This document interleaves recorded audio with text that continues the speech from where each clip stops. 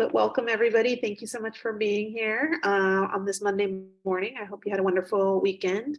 I'm Diana Nunez, she, her, ella. I'm with Health Justice Recovery Alliance. I work with service providers on technical assistance. So just to put a little plug in there, if you don't know already or just need a reminder, if there's anything in terms of your organization, Measure 110, administrative sort of puzzles happening, I'm here to help you either with my own personal expertise as a former executive director and working with government, nonprofit grants and funding, or if I'm not the right person, we can connect you to a consultant who has expertise in the area that you're looking for. So feel free to reach out to HJRA. We have a webpage on our dedicated to technical assistance under community resources, and you can find my information there. That's where we'll post these workshops.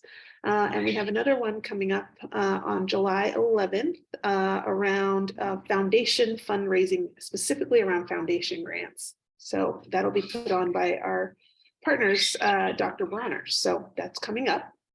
But today our workshop is about Communications 101. We have Devin Downey-Smith, our Communications Director for HJRA, who is, I'm sure many of you already have heard or connected with, or she has sent you some sort of resource to help you with any of your comms or media needs. But she's here again as we continue to advocate for Measure 110 funding and the wonderful work that your organizations are doing on the ground. How do you tell your story? So she's here to share that with us. So glad to have everybody here. We are recording. Those are my parakeets in the background, so I'll mute myself in a second. But we're recording and this will be available to share with you all afterwards, and we'll provide the slides as PDFs as well. And I will hand it over to Devin. So thank you everybody for being here, and I hope you learned something new or we can help you in other ways. Thank you. Bye. Thanks, Diana. Hi, everyone. My name is Devin Downey-Smith. My pronouns are she, her. I'm the communications director for the Health Justice Recovery Alliance. And I think most, if not all of you, are familiar with us. But if you're not, we're the statewide advocacy coalition. We represent nearly 100 community-based organizations, addiction recovery providers across the state. We advocate for Measure 110's full implementation.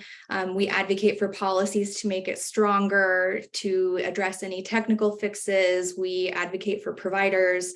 And I've been involved in this since 2018 when this was a ballot measure campaign.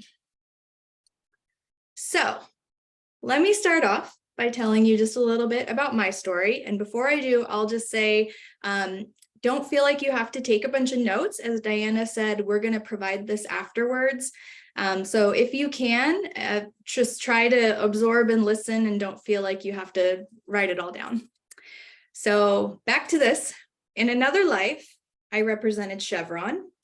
I worked for the world's largest PR firm, and I churned out content for corporations to help them make more money. Of course, I did not see it this way at the time. And after 2 years, I became pretty keenly aware that I was sort of selling my soul by doing this corporate work. And I made my way back to nonprofit, which is where it all started for me. Because you see, my love of communications as a profession was solidified by my time working at Susan G. Komen for the Cure. I remember one time going on KUNP Univision and doing one segment on breast cancer in Spanish. And the next day, our phones were ringing off the hook. I helped many women utilize Oregon's breast and cervical cancer screening program, which is a program that helps low-income, uninsured, and underinsured women get these potentially life-saving screenings. And then if they're diagnosed, they're automatically enrolled into the Oregon Health Plan and their treatment is paid for. I played a small but pivotal role in helping women who hadn't been to a doctor in years get the care that they were desperate for, get diagnosed early at stage 1 instead of stage 3 or 4. And it was that experience that really made me see the power of being a strong communicator and community advocate. And after 5 years doing that, I thought that agency experience was the next best step for me. And in a lot of ways it was. My time in corporate PR taught me all the skills, but like I said, I learned that it didn't really feed me, it didn't feed my heart, it kind of more fed off of me. So after learning everything that I could from the pros, I went back to nonprofit and I remembered why I chose this work. I began being true to myself again and working in alignment with my values. And so, as some of you may be familiar with this language, my sort of living amends is that I took everything I learned at this global agency, all the tips and tricks, all the trainings and templates, and I started applying them to social causes that I cared about. First climate policy, then immigrants' rights, and now drug policy reform. As I said, I've been working on this since 2018, and with the help of some of you in this room, together we managed to get a measure on the ballot in the middle of a pandemic. And that measure ended up taking Oregon from being 50th in the nation in access to these services to being the first state in the nation that's utilizing cannabis revenue to help fund those services that it needs. And it's all been smooth sailing, right? No, here we are. It's not exactly been smooth sailing, but I'm really hopeful.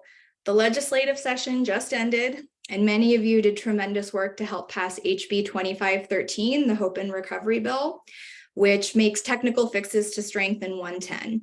And the funding is out, and there's so much great news to share and so many great things to communicate. But we also know compassion fatigue is real.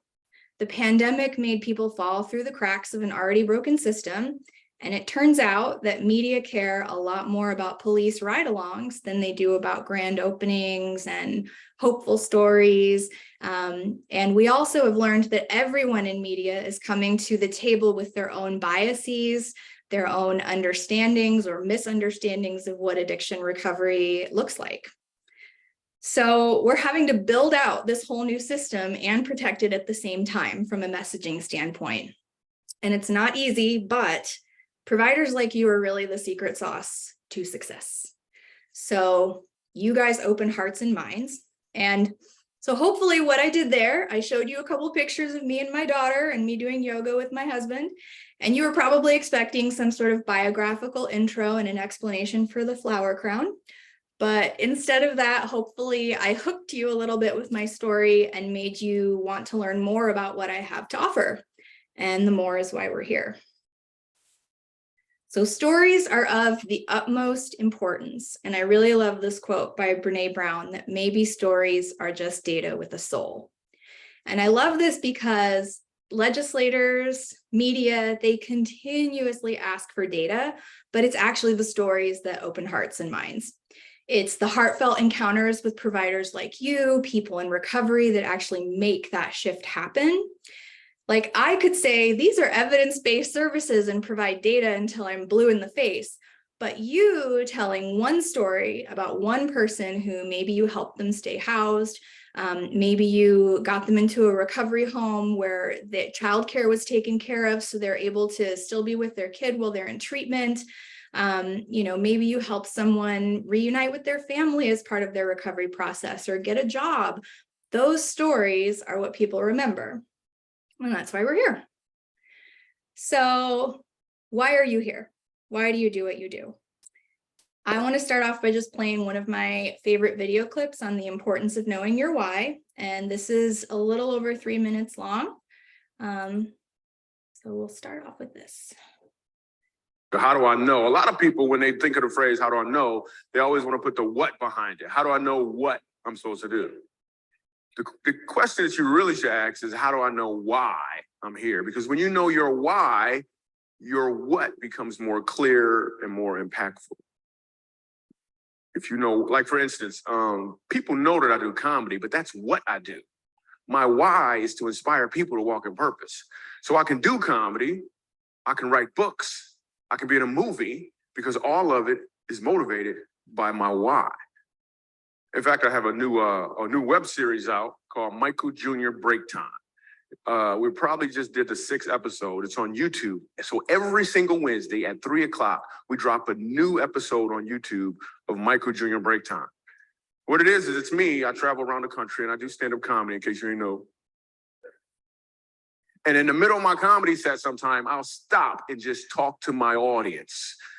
And we've been filming this, and it's pretty cool. So we're in Winston-Salem. I'm gonna show you a clip from Winston-Salem. And I'm just talking to this guy in the audience, and he tells me that he's a a musical instructor at a school. So I was like, all right, you're a musical instructor, you know, can you sing? Let me hear you sing a song. So this is what happened at the last episode of Michael Jr.'s Break Time. Check it.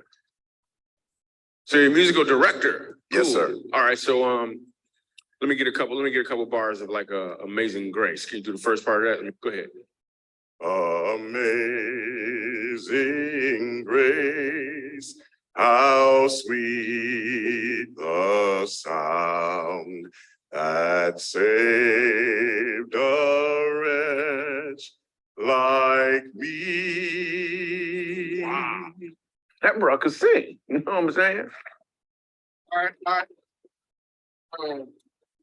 Now, once you give me the version, is if your uncle just got out of jail, you got shot in the back when you was a kid. I'm just saying, let me see the hood version real quick, if you know which version I'm talking about. Just see if that exists. Let me see what you got. Amazing grace, how sweet the sound that saved a wretch like me.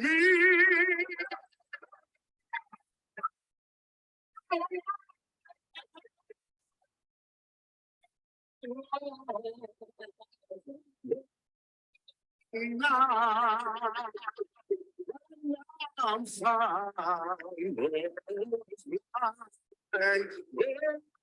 Now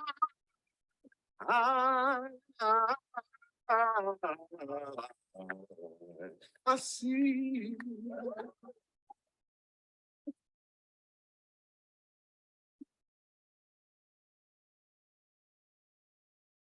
Okay. Here's what I want you to catch. The first time I asked him to sing, he knew what he was doing. The second time, he knew why he was doing it. When you know your why, your what becomes more impactful because you're walking towards or in your purpose. So there you go. How do I know? A lot of people, when they think of the phrase, how do I know? They always want to put so great. We're going to watch it again. Just kidding. So that video is a few years old, but I just feel like it so quickly communicates what it's trying to communicate. Why, when you know your why, your delivery of your what can be way different. And I think all of us are in this work because it's very heart-driven and purpose-driven to start with. But I also think it's really helpful to take a step back and just really kind of remember and reconsider why we're here and why we're doing what we do, especially as we're working really hard, under-resourced, and, to prevent burnout. We have to really stay in touch with our hearts and our why. So I wanted to show that, to just kind of put that in perspective. So as far as sharing your story, there's a lot of different ways you can do it. You can meet with lawmakers, media interviews, and then there's all kinds of differences underneath that. Write a letter to the editor, testify at a legislative hearing, share your stories, of course, as I'm sure you're already doing with your clients or their families, with donors or your board of directors, and I'm sure there's even more than that. We know that a good story is powerful. It can inspire, move people to act, humanize an issue. And for example, the providers, some of you on this call who came out for one of our advocacy days where we met with legislators, and we weren't advocating for any specific bill. It was more, hi, so-and-so, want to introduce you to the providers in your district and tell you how Measure 110 services are unfolding. And so it started where, lawmakers maybe had an idea of 110, they had some data, some information, but after meeting with providers, now they have a face and a name and know how many people that person is helping. And they're going to remember, whether they want to or not, most, if not all of them, they're going to remember that if they want to make any cuts or changes to this program, that there's real people in their district that's going to impact. So I can just tell you, we saw a major shift when providers came to the building with legislators. They visibly softened to the concept of this work because they were hearing from people in recovery, from experts, how and why these types of wraparound services have been the right approach and have worked in their lives and with their clients. So as far as kind of the basic rules for media storytelling, you want to try and keep it simple while still conveying the impact. Know your audience. So think about who you're speaking to and maybe what they know or don't know going into that. Stay consistent, which that's not as important for you guys, but generally, you know, if you're a spokesperson, you sort of have like your main key messages that you're sticking to. And then customize it, of course, when necessary or all the time. And you just think about your goal. You know, what's the goal of me participating in this storytelling opportunity? Is it simply to inform? Is it to persuade or inspire? Think like the audience that you're speaking to. You know, make sure that your story is also consistent with the goals and vision of your organization. And ask yourself, is the point of my story clear? And most importantly, am I making the person I'm speaking with or writing to, am I going to make them feel something? That's really what matters. Am I going to make them feel something? So just to give you a few story ideas. And so originally when I put this together, I was thinking we could go into like breakout groups and practice and all that. And tech-wise, that was just too complicated to do all the breakout rooms. So what I'm going to do is I'm going to give you guys some things that if you want to take it back to your staff meetings, or if you want to practice on your own, there's going to be some tools that you can utilize later as you have time. So thinking about some story ideas, you could talk about how your organization was founded, what led up to that, what was the need that you identified for your organization. Milestones, you know, we're celebrating 10 years in business, and here's an example of the kind of work that we do. Or, you know, reflecting on current events on behalf of your organization. Don't always feel like you have to respond to the narrative of someone else's frame. These are examples and ways that you can create a media moment yourself and approach a reporter or a lawmaker or someone that you want to try and influence or inform based on your framework. Let me tell you about this, rather than, especially with Measure 110, oftentimes we get put into the defense frame of responding to the negative. And this is a way to kind of take that back. Here are some prompts that for, you know, if you want to take these to your staff meeting, or if you want to write them on your own. It really depends on how comfortable you already are. I'm sure some of you are already super comfortable with sharing your stories, especially if, you know, we're in recovery, like we're used to going into rooms and sharing all of our stuff to people that we don't know, but who we know really well where it counts. But these are just some prompts where, you know, if you're particularly nervous for storytelling in general or speaking in front of a crowd, just writing these things down and practicing can be surprisingly helpful. So I would suggest that you put it on paper. This is kind of a formula, and I'm going to take a specific example. So the what, you've got a meeting coming up with a lawmaker. They're a former parole officer, and they have spoken publicly about how Measure 110 is a failure. So you're going into it kind of like, ooh, this is a contentious meeting. So your objective going into it, you're probably not going to convince them to necessarily support it right now, or to become a fan of this policy, or to even really become a fan of approaching addiction as a health issue rather than a criminal one. But you can make sure that they're aware of those new services available in their district, and you can contextualize for them how 110 has helped. So for example, before Measure 110, our organization could only work with parents who had active DHS cases. And now, because of the flexibility of Measure 110 and how it's structured, we can actually meet with parents further upstream before DHS ever has to get involved. Let me tell you this, right now, I am working with someone who just got out of prison, and within days of returning home, they got their kids back. Can you imagine how overwhelming that would be to just come out of prison and get custody of your kids back and try and deal with all of that trauma? And then also the logistics of how do we plan our budget? How do we grocery shop? Those are the kinds of ways that our organization is supporting people on their recovery journey for not just them, but the whole family. And something I really want you to know about my work is that it's not in the same way that addiction affects so many more than the person who's struggling with the addiction, so does recovery. And these positive effects are really reverberating throughout the family and throughout our community. And I just want you to know. So that's like a real provider example that I just kind of stole and took on. And then, think about who the best storyteller is for this type of meeting. If it is with a former parole officer, and you're talking specifically about your parent program, then obviously you'd want to have maybe a recovery peer who's also a parent, or a program graduate who can speak to how that program has helped them. And the impact, again, go into it and don't feel like you have to change everything. You're really planting a seed. You're starting to build a relationship with them.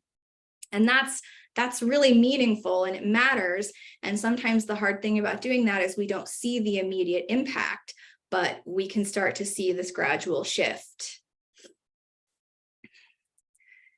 So again, part of planning it out, think about what are the top points that I want to make, regardless of what they ask or want to focus on, and then consider writing them out. And these are just a few examples. In the last 6 months, our team of recovery peers has doubled thanks to 110. As a person in recovery, I know how much these services matter. In fact, I remember a client who came in last week, and then segue into your story. Or drop-in centers like ours provide youth with a safe, sober place to connect. Mason, I'm stealing stuff from our call on Friday. And, in a society that celebrates every event with alcohol, or you cope with boredom or sadness or whatever with alcohol, that's the societal norm. These spaces are hugely important for especially youth. Because I remember for me, looking back on, when I got sober when I was 21, I thought I would never have fun again. So the idea that there are these safe, sober spaces where youth can go, that's really the difference for a lot of people, between whether someone comes and stays versus whether they're out there alone and having to go further through that pain and their addiction.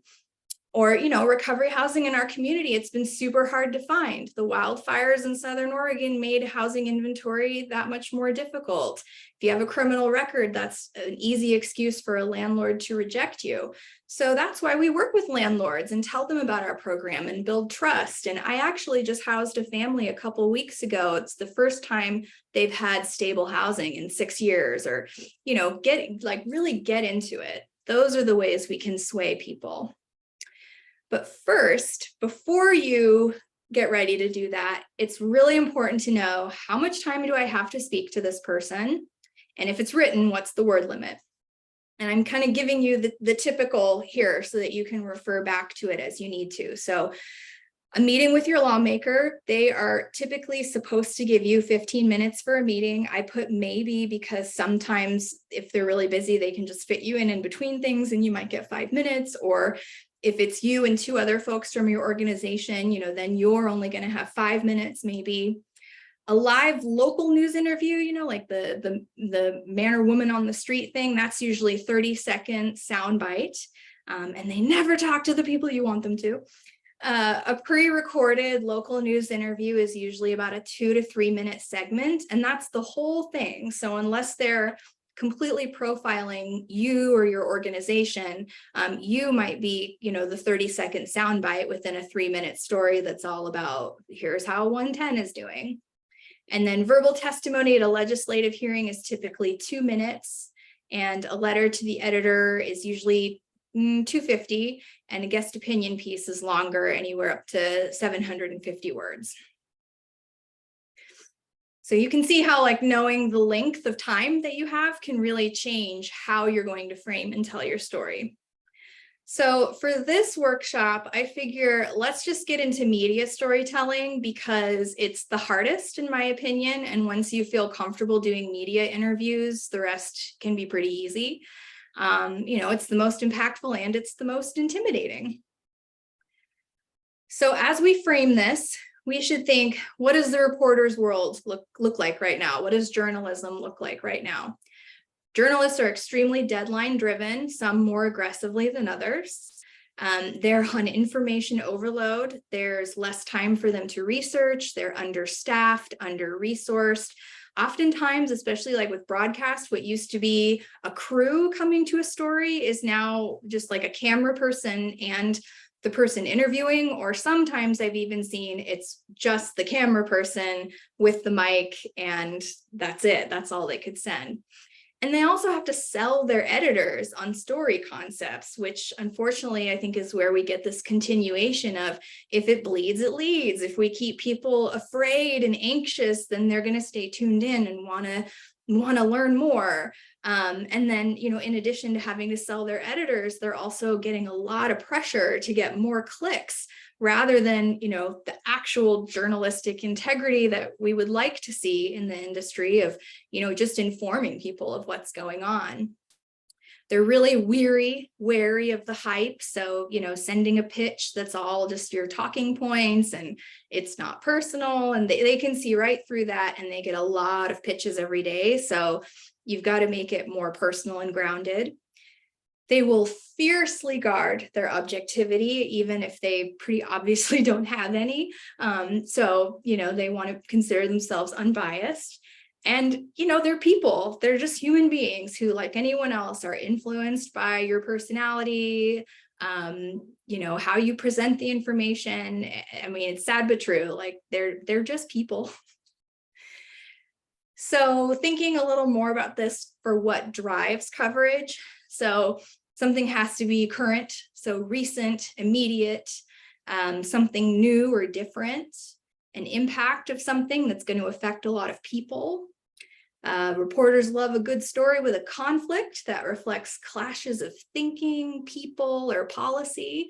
Yeah, feel free to add Measure 110 to your Google alerts if you'd like some examples of that. They want to talk to well-known people, brand recognition businesses.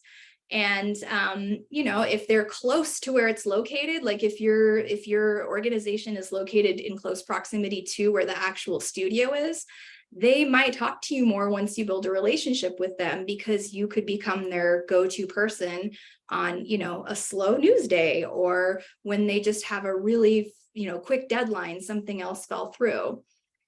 They also love to talk about trends, what will be the news, anything surprising, a departure from the norm, and, sometimes useful, centers around education, but it really does have to have those other elements of, being compelling, current, exciting, clickbaity. And cooperation counts. I'm just putting this quote. So, another spokesperson, the CEO of a small company, was engaging and went along with everything we requested. He even sent cookies to the crew after his interview. Whenever we needed a spokesperson for this particular industry, who do you think we turned to first? It's not a coincidence that you see the same familiar faces on CNBC and CNN. They are good spokespeople. They speak in sound bites, and yes, they are cooperative. Okay, you don't have to bring cookies, but think about it as relationship building and connection. How can you help them? Let them know that you're not just about your agenda. You really want to help, or try to get to that space where you really want to help. Because it's true. I've seen it in my job where I kind of work more behind the scenes. Media like to call me about some things because they know when they work with me that if I provide data, I'll provide citations for that data, that if they have a deadline, I meet the deadline. They will call back the people who consistently answer their requests in the most helpful way. And you don't have to bring cookies. So here are some of the cold, hard realities of media interviews. Perception is reality. How many stories have we seen on Measure 110 of a ride along with a police officer and, horribly exploitive shots of people who are suffering in the streets? And if that's all the story that it is, and they don't present the other side, that can become the perception of what exists. And so sometimes your 30-second soundbite of truth might be the only piece of real truth in that story. And that's okay, because you're getting in 30 seconds of truth in a story that otherwise would have been totally something else and negative. Traits and mannerisms are magnified. I'm thinking about it now as I keep doing stuff with my hands. Sometimes I do that too much, or I speak too quickly, or if we all have those like things that we do. And staying on message is also hard, especially when you're nervous, you're maybe not super familiar with the message, you don't know the reporter. So just try to stay on message, never say anything that you don't want to see in print. Try to always keep in mind that you're speaking on behalf of your organization. And if you're not, just distinguish that and make sure that they credit you or byline you as such. You can totally say, for example, my name's Stephanie and I've worked at La Clinica for X number of years, but I'm just speaking from my experience as a person, not necessarily on behalf of La Clinica. And so then they'll make sure to quote you in that way. And if they don't, tell me and I'll call and get it corrected. And also, you can only do what you can do. So just try to know what to expect, do your research, practice out loud, look the part, play the role, dress how, if it's a grand opening of an event, maybe everyone's wearing your organization sweatshirts with logos and all that. If it's a really formal thing, maybe you're wearing a suit. Like, just look the part, play the role, be mentally prepared, and embrace the random. And that's often the hardest part. Okay, I'm going to go into a little outside the communication stuff and into the woo-woo just a little bit. For those of you in recovery, this might sound familiar. Do the footwork and then turn it over. And the way that I do this personally in my life, and I do this not just in recovery meetings, but I did it before this training. I ask my higher power, whatever it is that I believe in, to just help me say what someone needs to hear and to help me be a channel for that. And that might be too weird for you, but for me, it makes me feel like I've done all that I can, and now I just have to let it go and it's going to be what it's going to be. And I do think that there's power in that. So that's just kind of some more personal advice from my experience. It sort of relieves the pressure in a way, like I've done all this stuff to prepare. Now I'm just going to go for it. And if I say, or I gesture too much, or I hesitate, oh, well, I'm letting it go. I've done what I can. More on how you can prepare. And this is a way that HJRA can help you, because this might seem really daunting. Like, okay, I'm supposed to do all of my regular work and then research the publication and how it typically reports on this issue. No, I can do that for you. So if you have a media interview coming up or you get a call, just let us know and we can prepare what's called a briefing document. And that provides the background information on the publication, if the reporter has covered this issue before, their experience or lack thereof with it. We can provide valuable insights, like, for example, if it's a reporter where they've reported a lot on 110, but they really only care about the legislative stuff because they're like part of the Capitol Press, we might work together on how can you get that story in, but tie it back to the legislation because that's what they're really into. Or if it's the crime reporter, you want to make sure that you have some data and statistics, not necessarily in front of you, but that you can follow up and send later because that's going to be more of a data-driven story. And you also should find out who else are you interviewing, and you totally have the right to do that. I think sometimes media can be very intimidating and they're pushy. And so sometimes it makes people feel like, oh, I don't want to mess this up or ask the wrong thing. But no, you're doing them a favor. You're making their job easier. It's not just that they're helping you get the word out. So you should feel really comfortable and empowered to be like, tell me a bit about your story. What are you looking to cover? What's your angle? Who else are you talking to? You can even ask them for the questions in advance.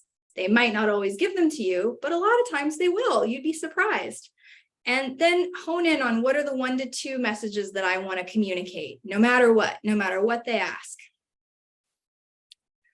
And then delivery matters. Research says content is less than 10% of the presentation, and voice and persona are about the other 90%. And I don't say this to intimidate you. I say this to help you feel free to be your authentic self. Be honest and heartfelt when sharing your story.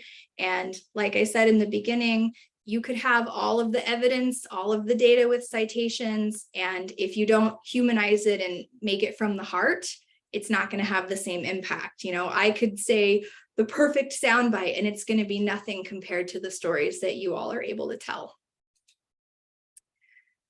So here's a little bit of how media storytelling kind of now differs from the typical storytelling architecture, you know, like rising action, climax, falling action. Starts off with the climax. You have to have like the big lead to hook them in. And then you get to the body, the main meat of the story, and then the minor details. And all this while the arrow is going down of decreasing interest because we have very limited attention spans, you know, we are inundated with information. And so you really do have to think about, how can I say what I want to say, especially if it's TV or broadcast or any kind of live interview. How can I say what I want to say in the most direct, impactful way? And I can help you do that too by helping you write your own talking points.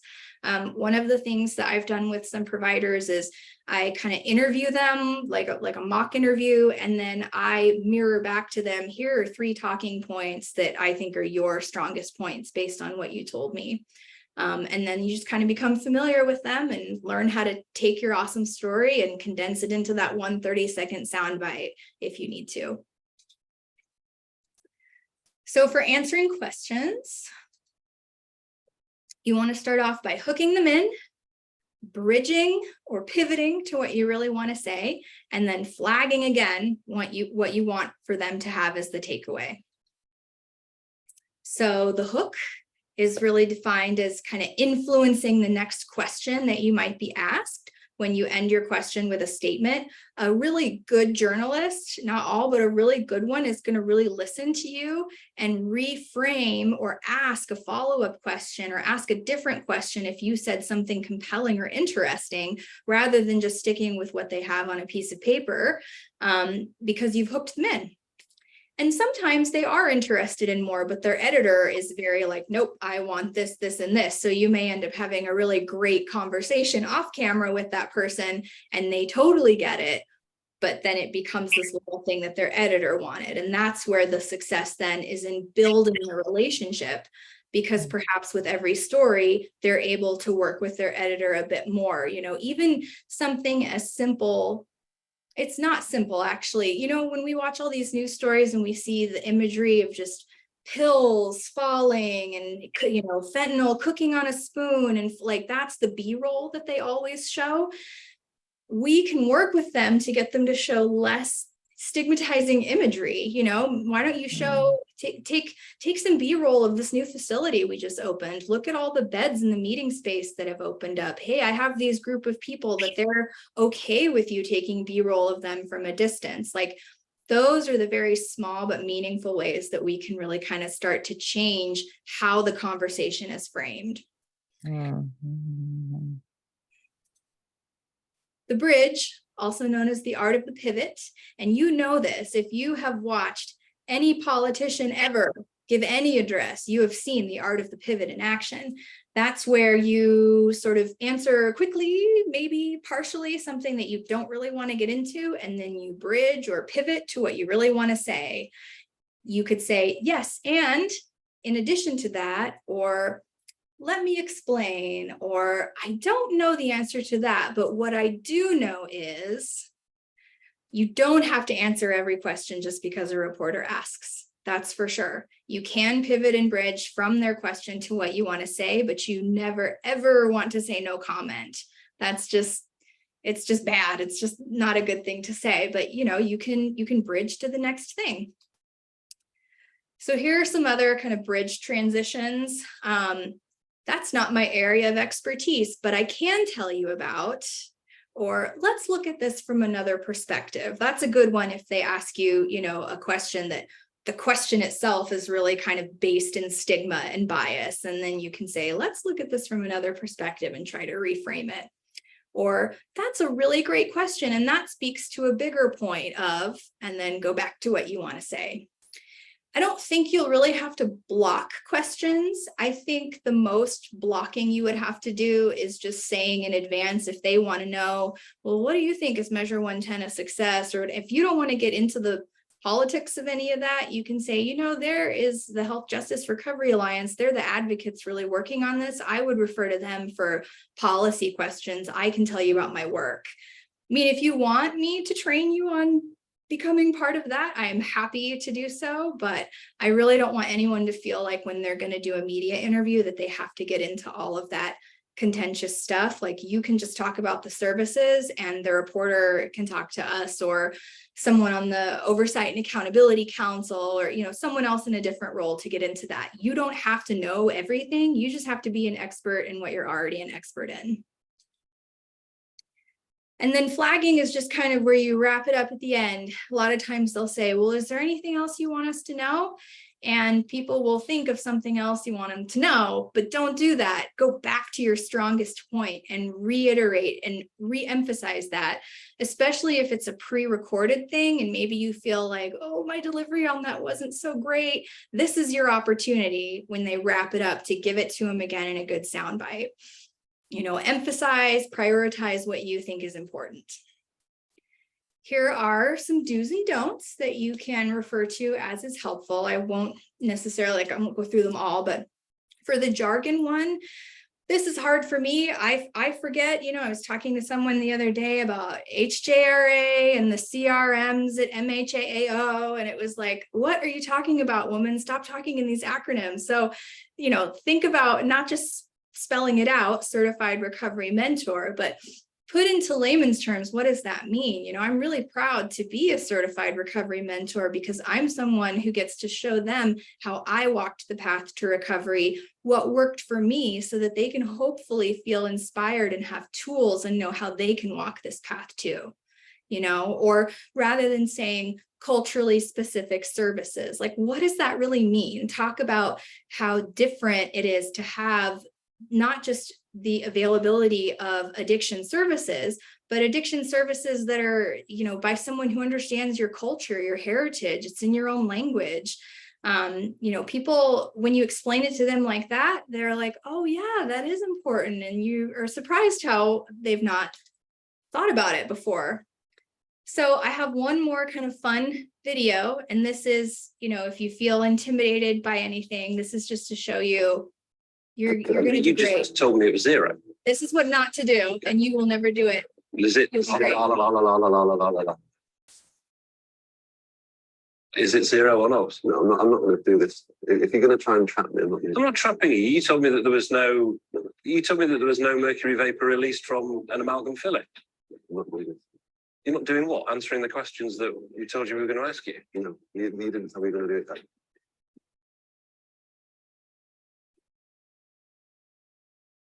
And the reason you keep repeating it is because you wanted to get a reaction like you're getting right now. Well, buddy, you got it right here, right now. I'm angry, real angry. It's very So good. we're done, because if you use We're that not term done. one more time to We're describe not- my religion, We're not done. I because can't be responsible. now- for it. Interesting that you have a different view, and I'm just trying to explore. And I don't want to, I because mean, I'm here to sell my movie. This is a commercial for the movie, make no mistake. well, you and I have like- views. yeah, this So is- you don't want to talk about anything serious. Yeah, I don't want to talk about what you want to talk about. I don't want to talk about the implications of violence. I haven't wanted, because the reason I don't want to talk about it, because I've said everything I have to say about it. If anyone cares what I have to say about it, they can Google me and they can look for 20 years what I have to say about it. I haven't changed my opinion one iota. No, but you haven't fleshed it out. That's the only It's reason. not my job to flesh it out, No, it's my job to try and ask you to. and That's I'm all. shutting your butt down. Why did the BBC deceive the British public? Well, the BBC didn't intend to deceive, the BBC hasn't deceived the public, but the clip that was shown yesterday was shown to the press. So it wasn't shown to the public. I think it's the first thing to establish. This It's was not appeared on BBC, sorry to interrupt, but it has appeared on BBC channels, and every person who reads a British newspaper who probably watches the BBC has been deceived. sure, but what yesterday was an exercise for the press. It wasn't a program that was broadcast. But to come back to your question, why did the BBC commit a deception? We didn't intend to commit a deception at all.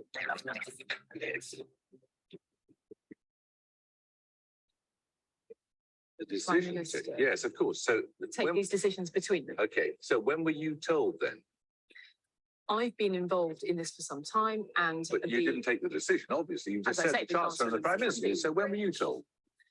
we had a collective discussion of that in due course, and although I can't, give you the sort of full broad did it details happen of those today? processes, I can't sit here and Can't tell remember? you the ins and the outs. No, it's not appropriate for me to tell you the ins and the outs. Why isn't it appropriate? You're coming here to defend a change of policy. And you can't even tell me when you were told what the change of policy.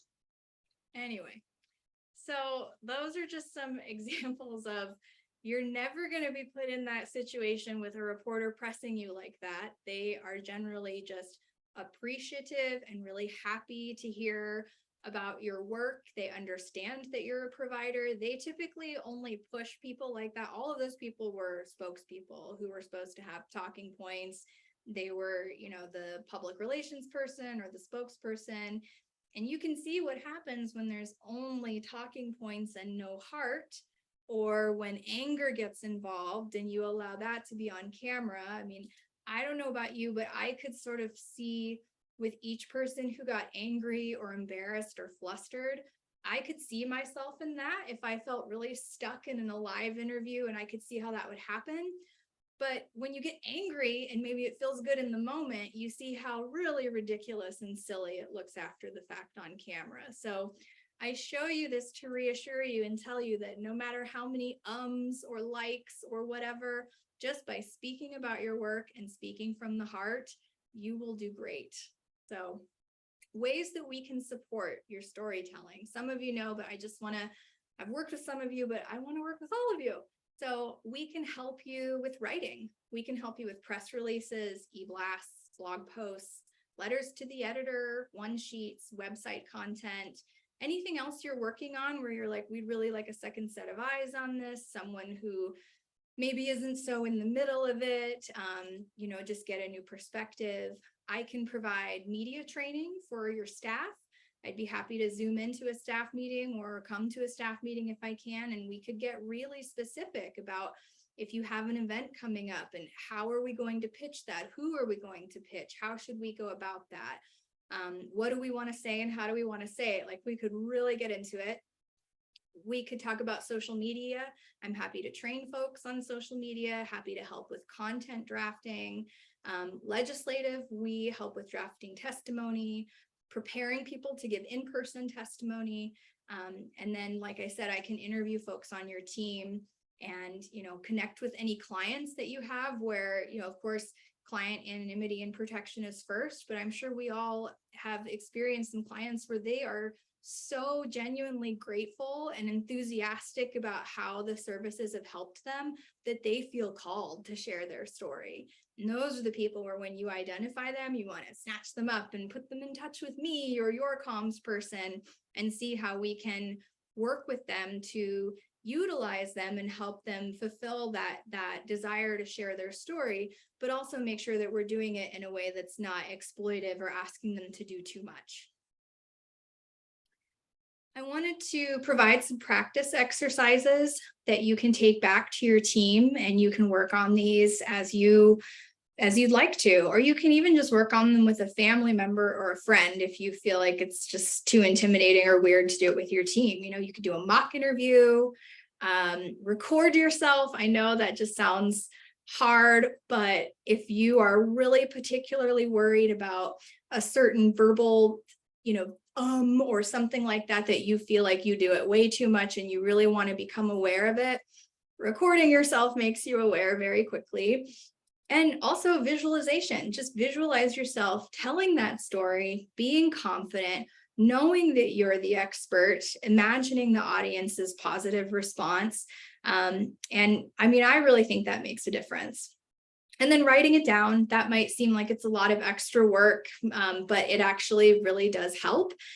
And for me, it helps with the letting go part too, because if I've done all of that work to prepare and it still is not exactly how I had hoped it would be, I'm always at least left with the sense that I really did everything I could and I need to let it go.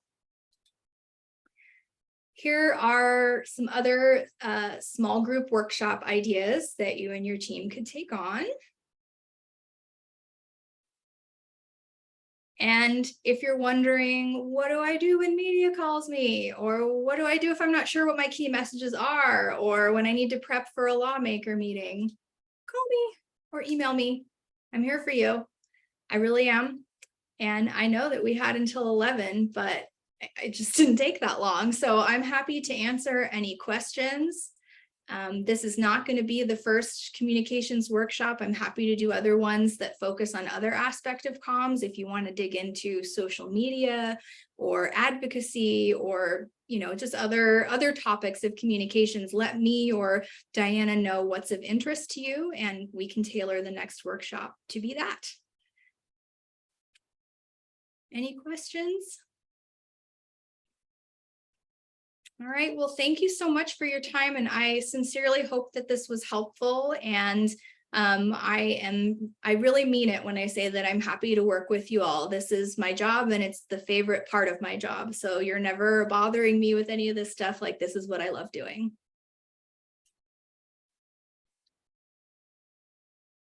That's it for me, Diana. We close it out, or we just say bye. No, we can just, that's pretty much. Thank you everybody for joining. Just remember HJRA is here for you. So take care. Thanks. Thank Have you, a everybody. great day, everyone. Bye.